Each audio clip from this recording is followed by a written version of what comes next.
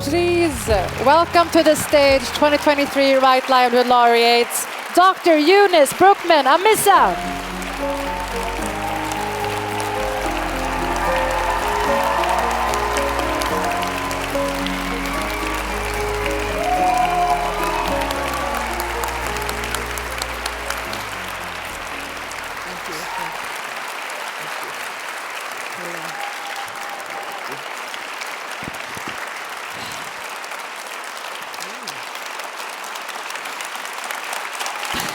Yes.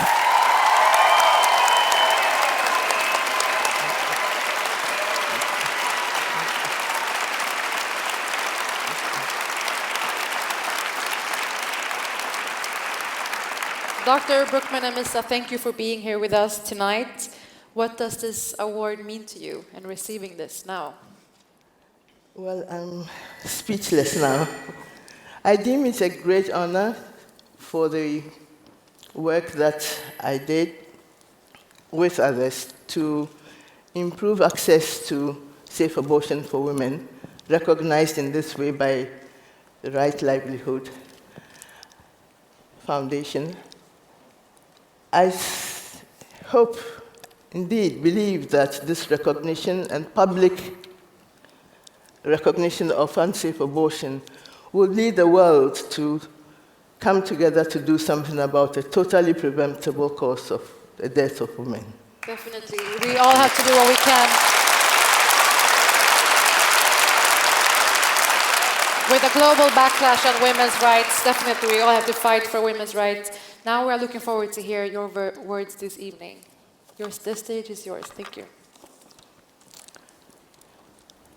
Hello, everybody.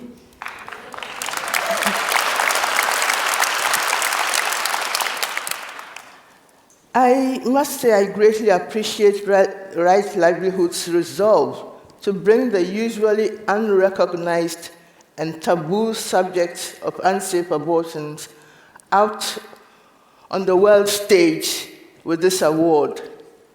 It is about time that the issue of the death of tens of thousands of women from a totally preventable cause is brought out of the closet and recognized in this very public way.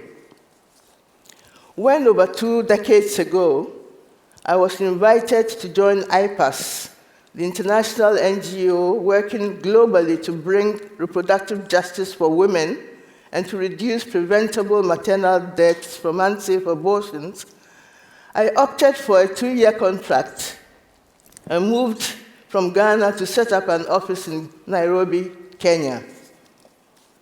22 years later, a great deal has been achieved by the small team of dedicated professional men and women from across the continent and the US who work together with me on the issue of reducing deaths from unsafe abortion in Africa.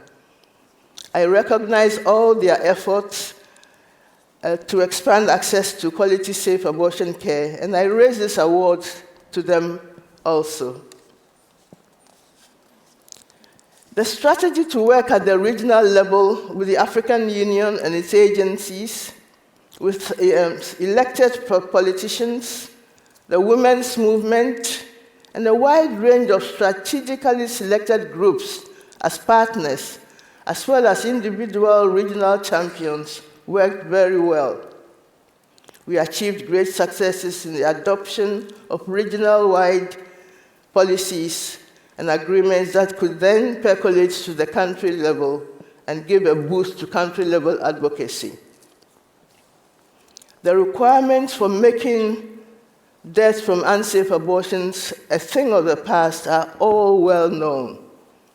What is needed is for further country-level action to talk the talk and walk the walk. Our work is not done yet. We have heard the statistics. About 30,000 women dying annually from a totally preventable cause is not acceptable. It can never be acceptable. That is the equivalent of 100 jumbo jet planes full of women crashing down from the skies and killing every one of them every year. It is not acceptable, especially when we know how to prevent the carnage. Ladies and gentlemen, we have the evidence that safe abortions save lives, and also that access to contraception prevents unwanted pregnancies and is cost-effective. They both lead to improvements in the lives of girls and women and the elimination of preventable maternal deaths. I would like to end with a quote by Professor Mahmoud Fatala, considered the greatest women's rights champion of the last century, who we sadly lost recently. He said, and I quote, that women are not dying of diseases we cannot treat. They are dying because societies have yet to make the decision that their lives are worth saving. I call on all well-meaning people, wherever they are in this world, to act to eliminate this pandemic of deaths and disabilities from unsafe abortions. I thank you very much for your attention.